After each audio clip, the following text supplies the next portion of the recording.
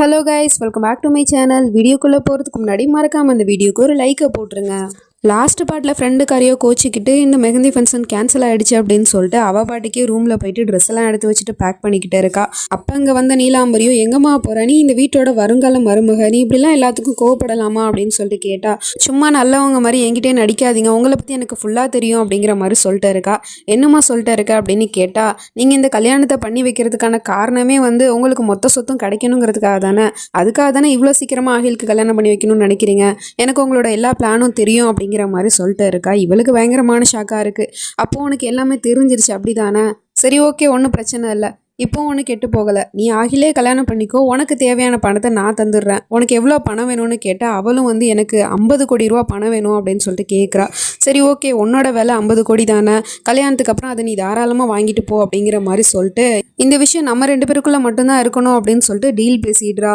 அப்படியே கட் பண்ணால் இங்கே இந்த ராகத்தும் ட்ரெஸ் எல்லாம் எடுத்து வச்சுட்டு பேக் பண்ணிக்கிட்டே இருக்கா. நீ எங்கேப்பா போகிற அப்படின்னு முனிஷா கேட்டா. நான் ஒரு முக்கியமான ஃபங்க்ஷனுக்கு போகிறேன் அப்படின்னு சொன்னா. நீ தனியாவா போகிற, உனக்கு தான் இந்த வெளி உலகத்தை பார்க்கறதுக்கு ரொம்ப பயமாச்சு அப்படின்னு சொன்னா. நான் தனியாக ஒன்றும் போல, நான் ஹயா கூட தான் போகிறேன் அப்படின்னு சொல்லிட்டு அவன் இங்கிருந்து கிளம்பிட்டே இருக்கான். இவளுக்கு செம கடுப்பாக இருக்குது. இவனையுமே வளைச்சு போட்டாலாவ அப்படிங்கிற மாதிரி பார்த்துட்டே இருக்கா. இந்த பக்கம் ரிஹானோ சனமை பற்றியே நினச்சிக்கிட்டே இருக்கான். லவ் பண்ணுறான் இல்லையா, ஸோ அதனால நிலாவில் தன்னோட காதலி முகம் தெரியுது அப்படிங்கிற மாதிரி பார்த்துட்டு இருக்கான். அப்போ சனமும் அங்கே வரா. என்ன நீ இந்த நேரத்தில் இங்கே என்ன பண்ணுறேன்னு கேட்டால், நான் உங்களுக்கு தேங்க்ஸ் சொல்லலான்னு தான் வந்தேன், நீங்கள் எனக்காக சப்போர்ட் பண்ணி பேசுனீங்க, மாவேகமும் எனக்கு சப்போர்ட் பண்ணி தான் பேசினாங்க, ஆனால் மற்ற பேர் எல்லாரும் வாய மூடிட்டு அமைதியாக தானே இருந்தாங்க, ஆனால் நீங்கள் எனக்காக சப்போர்ட் பண்ணி பேசியிருக்கீங்க, எப்போதும் நீங்கள் எனக்கு துணையாக தான் இருக்கீங்க, அதுக்கு ரொம்ப ரொம்ப தேங்க்ஸ் அப்படிங்கிற மாதிரி சொல்லிட்டு இருக்கா. அதுக்கப்புறம் அவன் எனக்கு ஒரு முக்கியமான வேலை இருக்குது, நான் இங்கேருந்து போகிறேன்னு கிளம்பும் போது, நான் ஏன் உனக்கு சப்போர்ட் பண்ணுறேன்னு உனக்கு கொஞ்சம் கூட புரிஞ்சிக்க முடியலையா சனம், ஐ லவ் யூ, நான் உன்னை ரொம்ப ரொம்ப காதலிக்கிறேன் அப்படிங்கிற மாதிரி சொல்லிட்டு இருக்கான். இதெல்லாம் தூரத்துலேருந்து நம்ம ஹீரோவும் கேட்டுடுறான். அப்போ தம்பிக்காரன் சும்மா அவனும் அவ கூட நெருக்கமாக பழகலை. அப்போ அவன் அவளை காதலிக்கிறானா அப்படிங்கிற மாதிரி யோசிச்சுட்டு இருக்கான். இங்கேருந்து 2 பேரும் நிடாங்கிற பொண்ணை தனியாக கூப்பிட்டு அவள் உங்ககிட்ட என்ன பேசினா, என்ன 2 பேரும் ரூமில் டிஸ்கஷன் பண்ணீங்க அப்படின்னு கேட்டா. அவள் என்கிட்ட ஒரு டீல் போட்டா, நான் அந்த டீலுக்கு ஒத்துக்கிட்டேன் அப்படிங்கிற மாதிரி சொல்கிறா. என்ன டீல் போட்டான்னு கேட்டா, நான் ஆகில கல்யாணம் பண்ணிக்கிட்டா எனக்கு அவள் 30 கோடி ரூபா பணம் தரேன்னு சொன்னா அப்படின்னு சொல்லிட்டு இருக்கா. ஆக்சுவலி அங்கே பேசுனது 50 கோடி, இவங்க கிட்ட 30 கோடின்னு சொன்னதும் அவங்க ரொம்ப சந்தோஷப்படுறாங்க. 30 கோடியா, அப்போ ஆளுக்கு 10 கோடியாக பிரிச்சுக்க வேண்டியதான், அப்புறம் நம்ம லைஃபே செட்டில் ஆகிடும் அப்படிங்கிற மாதிரி சொல்லிட்டு இருக்காங்க. நீங்கள் என்ன முட்டாளா, வெறும் 10 கோடி ரூபா வச்சு உங்கள் லைஃப்பை நீங்கள் செட்டில் பண்ணிடுவீங்களா, அதை வச்சு நீங்கள் எவ்வளோ காலத்துக்கு வாழுவீங்க, நான் வேறு பிளான் பண்ணியிருக்கேன், அதனால இந்த மொத்த சொத்துமே எனக்கு தான் வரும் அப்படின்னு சொல்லிட்டு இருக்கா. என்னன்னு கேட்டால், இதை பாரு, இது பாய்சனு, இந்த பாய்சனை மட்டும் நான் தன்வீருக்கு கொடுத்துட்டேன் அப்படின்னா அவள் அதை சாப்பிட்ட 24 மணி நேரத்தில் அவளுக்கு பேரலைஸ் அட்டாக் வந்துடும், அப்புறம் கொஞ்ச நேரத்தில் அவள் செத்து போயிடுவா, அவளே இல்லைங்கும் போது அப்புறம் ஆகிலோட மொத்த சொத்து எனக்கு தான் சேரும் அப்படிங்கிற மாதிரி சொல்லிட்டு அவளே போட்டு தள்ளுறதுக்கு முடிவு பண்ணிட்டா போல. அதுக்கு இந்த ஆண்டியும் அங்கிளும் சொத்து கிடைச்சா போதும் அப்படின்னு சொல்லிட்டு ஒத்துக்க தான் செய்கிறாங்க. அவள் சொல்கிறதுக்கெல்லாம் போட்டுக்கிட்டு இருக்காங்க. அப்படியே கட் பண்ணால் இப்போ டின்னருக்கு சாப்பிட்றதுக்காக அந்த நீலாம்பரியும் உட்காந்துருக்கா. அவளுக்கு தான் கண்ணு தெரியாது இல்லையா, ஸோ அதனால அவள் கண்ணு முன்னாடியே அவள் வச்சிருந்த அந்த பாய்சனை அவள் குடிக்க போகிற அந்த சூப்பில் மிக்ஸ் பண்ணி விட்டுறா. இது தெரியாமல் அவளும் அந்த சூப்பை எடுத்துகிட்டு குடிக்கிறதுக்காக போயிட்டு இருக்கா. அப்போ ஆகில் வந்துடுறான். ஆகில் வாப்பா உட்காரு அப்படின்னு சொல்லிட்டு அந்த சூப்பை குடிக்கல, கையிலே தான் வச்சுட்டு இருக்கா.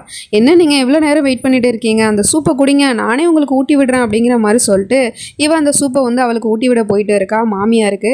அப்போ சனம் குடிக்காதீங்க அப்படின்னு சொல்லிட்டு ஸ்டாப் பண்ணுறா. ஏன் என்னாச்சு சனம்னு கேட்டால், இதில் லத்தீஃப் தெரியாமல் கொத்தமல்லியை போட்டுட்டா, உங்களுக்கு தான் கொத்தமல்லி பிடிக்காதுல்ல, அதனால இதை கொடுங்க, நான் வேறு சூப்பை எடுத்துகிட்டு வரேன் அப்படிங்கிற மாதிரி சொல்லிட்டு அதை கேட்டுகிட்டு இருக்கா. அதெல்லாம் ஒன்றும் இல்லை, ஒரு நாள் குடித்தா ஒன்றும் ஆகாது, இதாங்க நீங்கள் குடிங்க அப்படின்னு சொல்லிட்டு அவள் அந்த சூப்பை அவளுக்கு கொடுக்குறதுலே தான் குறியாக இருக்கா. இல்லை அதெல்லாம் சரியாக வராது, அவங்க அதை குடிக்க மாட்டாங்க, நான் தான் வேறு சூப் ரெடி பண்ணி வச்சுருக்கேன்ல, அப்புறம் என்ன அப்படின்னு சொல்லிட்டு 2 பேரும் மாறி மாறி அந்த பவுலை இழுத்துக்கிட்டு போட்டி போட்டுட்டு இருக்காளுங்க. அதில் அந்த பவுல் கீழே விழுந்து உடஞ்சிருது. உடனே இவளுக்கா சமக்கம் வந்துருது. அவளை பிடிச்சி திட்டி விட்டுட்டு இருக்கா. உன்னால் ஒரு வேலையை கூட உருப்படியாக பண்ண முடியாதா, நீ இப்போ எதுக்காக இப்படி தொல்லை பண்ணிக்கிட்டே இருக்கா, அவங்க இந்த பவுலில் இருக்கிற சூப்பை குடிச்சா தான் என்ன அப்படிங்கிற மாதிரி சண்டை போட்டுட்டு இருக்கா. அப்போ இந்த நீலாம்பரி எப்போதுமே கையிலே ஒரு பூனை வச்சுட்டு சுற்றிட்டு இருப்பாள்ல, அந்த பூனை அந்த சூப்பை குடிச்சிக்கிட்டு இருக்கு கீழே. அது தெரியாமல் அவளுங்க 2 பேரும் அங்கே சண்டை போட்டுட்டு இருக்காளுங்க. அப்போ திடீர்னு சாப்பிட்டுக்கிட்டு இருந்த பூனை செத்து போயிடுச்சு. ஸோ இதை பார்த்துட்டு அங்கே இருக்கிறவங்க எல்லாருமே ருக்ஸானா அப்படின்னு சொல்லிட்டு கத்திக்கிட்டே இருக்காங்க. அந்த பூனையோட பேர் தான் அது. ஏன் என்னாச்சு, ஏன் ருக்ஸானாக்கு என்ன அப்படின்னு சொல்லிட்டு அந்த நீலாம்பரியும் கேட்குறா. ருக்ஸானா இறந்து போயிட்டு அப்படின்னு சொன்னதே இவளுக்கு பயங்கரமான ஷாக்காக இருக்குது. என்ன சொல்கிறேன்னு, எப்படி செத்து போச்சுன்னு கேட்டுகிட்டே இருக்காங்க.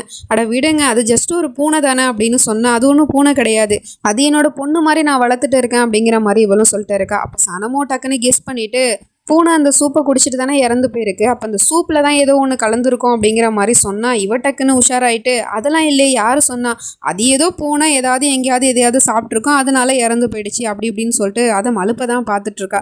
இல்லை அந்த சூப்பை சாப்பிட்டா அடுத்த செகண்டே தான் அந்த பூனை வந்து செத்து போயிடுச்சு, ஒருவேளை இந்த சூப்பை வந்து மாபேகம் குடிச்சிருந்தா என்ன ஆயிருக்கும் அப்படிங்கிற மாதிரிலாம் கேட்டு புலம்பிட்டு இருக்காங்க. உடனே அந்த பொண்ணும் அப்போ இந்த சூப்பை நீ தானே பண்ண, அப்போ நீ தான் எதுவும் மிக்ஸ் பண்ணி கொடுத்தியான்னு கேட்டு சனம் மேலே பழிய போடுறதுக்கு பார்த்துட்டு இருக்கா. ரிஹான் அங்கே வந்து எதுக்காக நீ சனம் மேலே பழிய போட்டுட்டு இருக்கா, அவள் அந்த மாதிரிலாம் பண்ண மாட்டா, அவள் எதுக்காக மாபேகமாக வந்து கொல்லணும்னு நினைக்கணும் அப்படிங்கிற மாதிரிலாம் சொல்லிட்டு பேசிட்டு இருக்கான். உடனே அந்த அங்குளும் ஆண்டியும் நீ எதுக்காக இந்த பொண்ணுக்கு வக்காலத்து வாங்கி பேசிட்டு இருக்க, நானும் பார்த்துக்கிட்டே இருக்கேன், நீ மெஹந்தி ஃபங்க்ஷனுக்கும் இவளுக்கு வக்காலத்து வாங்கி தான் பேசிட்டு இருந்த, இப்பவும் அவளுக்கு வக்காலத்து வாங்கி பேசிட்டு இருக்கா, உங்க 2 பேருக்குள்ள அப்படி என்ன நடக்குது அப்படிங்கிற மாதிரிலாம் பேசிட்டு இருக்காங்க. உடனே மாபேகமுக்கு கோவம் வந்துருது, போதும் நிறுத்துங்க, எனக்கு தான் எதுவும் ஆகலை, நான் நல்லா தான் இருக்கேன் அப்படின்னு சொல்லிட்டு அவளோட ரூமுக்கு போறேன்னு கிளம்பிடுறா. அதுக்கப்புறம் இந்த ஃப்ரெண்டுக்காரையோ சனம் கிட்ட என்னோட மூடே நீ ஸ்பாயில் பண்ணிட்ட, எனக்கு நல்லா பசிக்குது, அதனால சாப்பாடை நீ வந்து ரூமுக்கு எடுத்துட்டு வந்துரு அப்படின்னு சொல்லிட்டு போயிடுறா.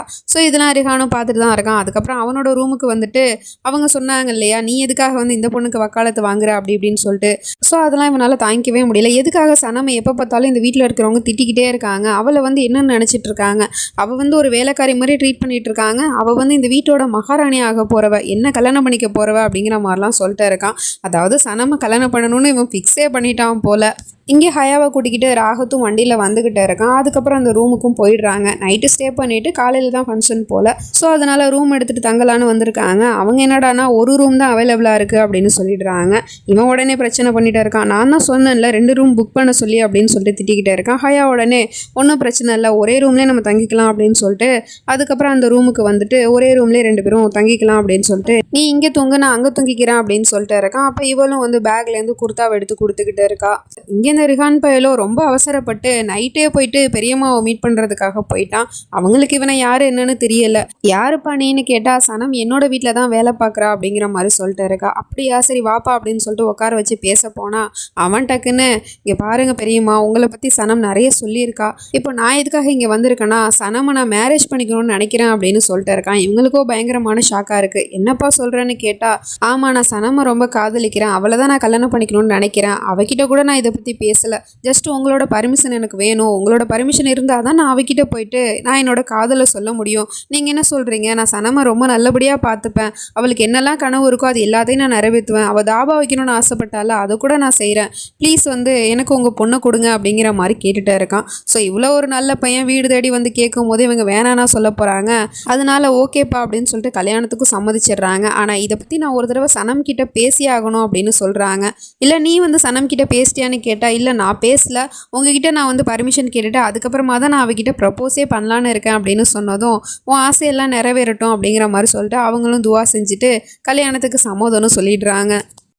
இதுக்கப்புறம் என்ன நடக்க போகுது அப்படிங்கிறதெல்லாம் வெயிட் பண்ணி தான் பார்க்கணும். நெக்ஸ்ட் நினச்சி நம்ம அடுத்த பாட்டில் பார்த்து தெரிஞ்சுப்போம். அது வரைக்கும் பை ஃப்ரெண்ட்ஸ்.